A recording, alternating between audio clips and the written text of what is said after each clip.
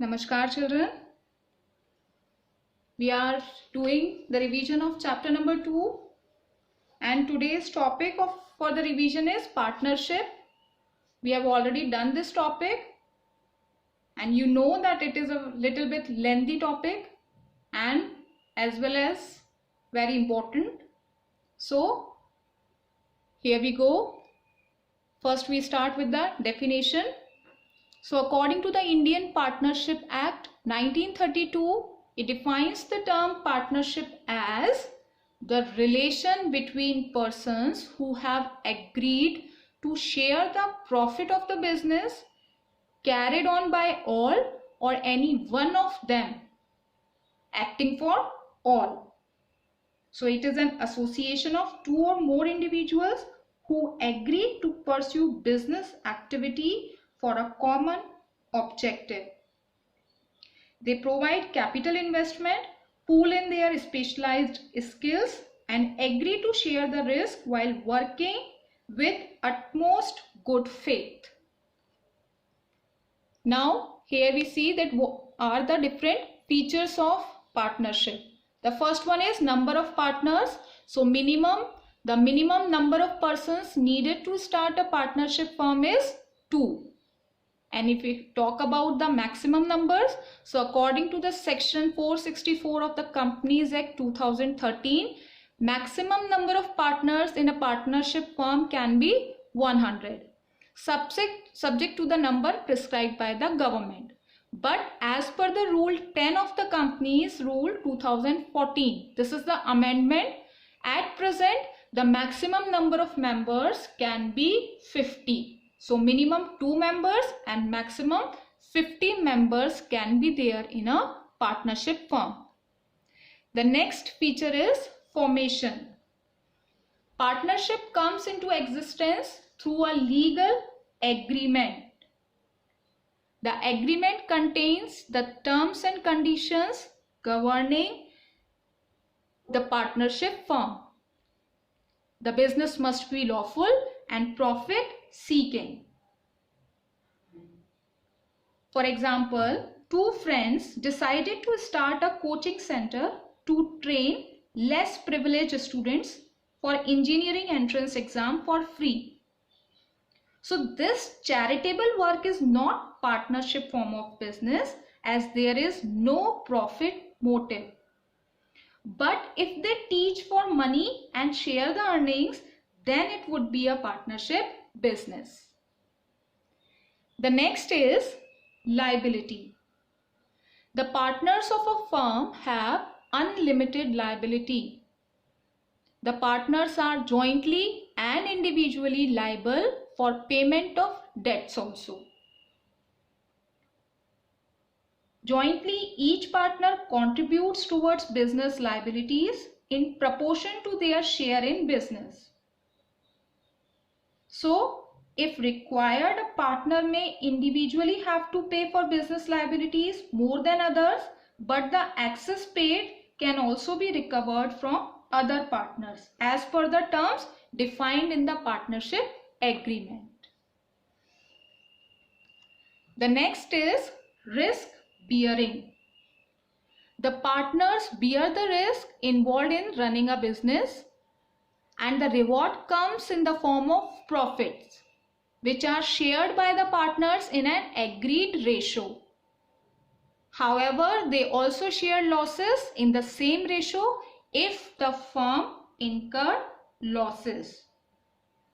Partners work as a team and share profits or losses in a same manner. In the predator manner means which has already been decided by them. If the sharing ratio is not predetermined, then profits or losses are shared equally. This reduces the risk of an individual.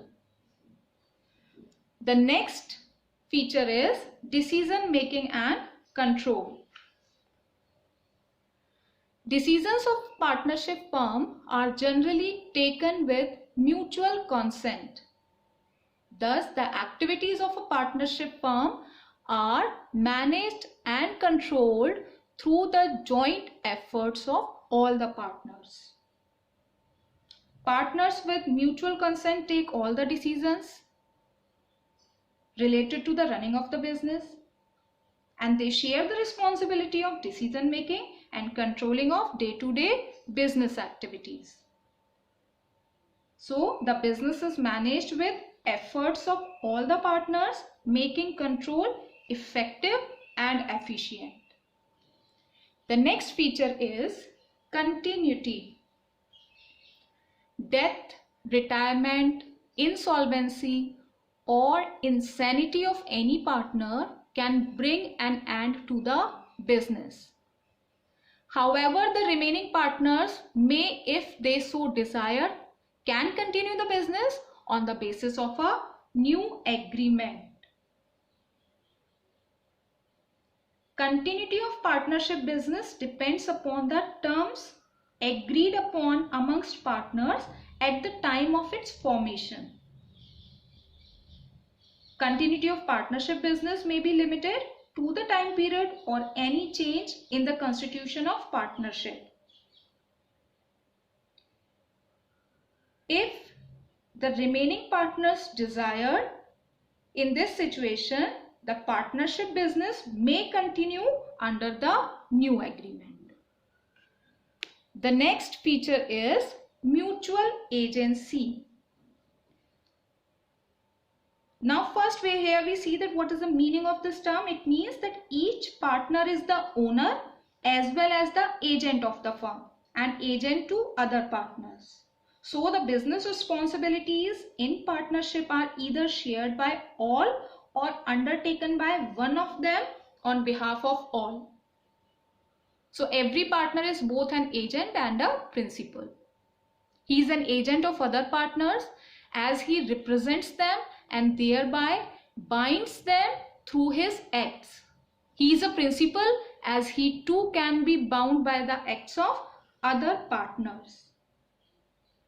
For example, A is a partner in Modern Care Company, signs a contract of exclusively with their buyer to sell their products in Punjab. Now all other partners are bound by the agreement entered by A and as a result cannot sell their products to any other buyer in Punjab. Okay? So these are the features. Now we are going to start with the merits of partnership. So the first merit is ease of formation and closure. Partnership firm can be formed easily by an agreement. There is no compulsion with respect to registration of the firm, and closure of the firm is also very easy. It can be started with just a formal agreement between people agreeing to work as partners, and registration of the firm is also not compulsory. So easily it can be closed. Business can be closed with mutual agreement between all the partners. The next merit is balanced decision making. Each partner in a firm can concentrate on his area of expertise besides handling different activities. It leads to fewer errors in decision making. It allows division of work on the basis of each partner's area of expertise, thus reducing the burden of work and facilitates balanced and efficient decision making. The next merit is more funds. It is possible to raise larger amount of funds as compared to a sole proprietor, because here the number of partners are more as compared to the sole proprietorship. It is easy to raise larger amounts of funds and there is more scope for increasing business scale of operations and implementing expansion plans also. The next feature is sharing of risk. The risk involved in running a partnership firm are shared by all the partners. This business allows sharing of the business risk in the same ratio as they share the profits. It reduces the anxiety, burden, and stress on individual partners related to successful running of business. The last merit is secrecy. A partnership firm is not legally required to publish its accounts and submit its reports. So it is not required to submit. Also, all the important decisions and major business activities are carried by partners only. Hence, the partnership business is able to maintain confidentiality of information relating to its operations. So these are the merits. Now I am going to tell you about the demerits. We are going to revise these also. The first demerit is unlimited liability. Partners are liable to repay debts even from their personal resources in case the business assets are not sufficient to meet its debts.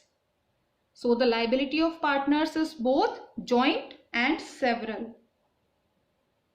In case business assets are insufficient, then the personal assets can be used of the partner.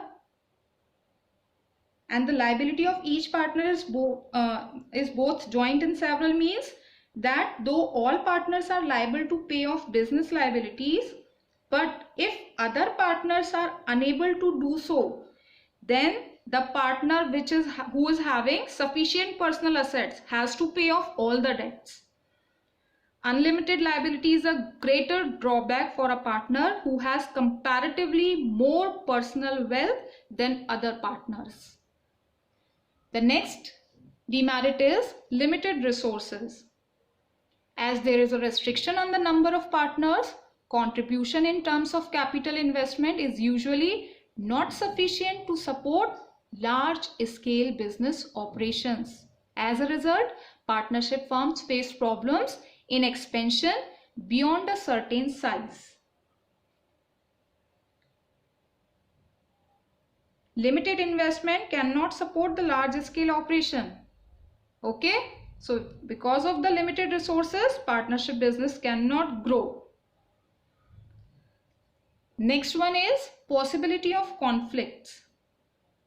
Difference in opinion on some issues may lead to dispute between partners. Partnership is run by a group of individuals from different backgrounds and specialized expertise. Though this helps to share possibilities, but it also gives reason for differences of opinions leading to disputes among partners. As major conflict or dispute may result in termination of partnership business also. The next demerit is lack of continuity. Partnership comes to an end with the death, retirement, insolvency, or lunacy of any of the partner. Partnership business has restriction on transfer of ownership. That's why the business may lack continuity due to these reasons. And it may bring the business to an end also. The last demerit is lack of public confidence. Partnership firms are not legally required to publish its financial reports. So confidence of the public in partnership firms is generally low. Though a partnership business can maintain secrecy by not publishing its financial results, but also it results in lesser confidence of outsiders in partnership business. Raising funds or getting bigger business contracts may also become difficult. Okay, so these are the features, merits and limitations of partnership. Now in the next class, we are going to start with the next topic of the partnership firm. Till then, read the topics properly and thoroughly. Thank you.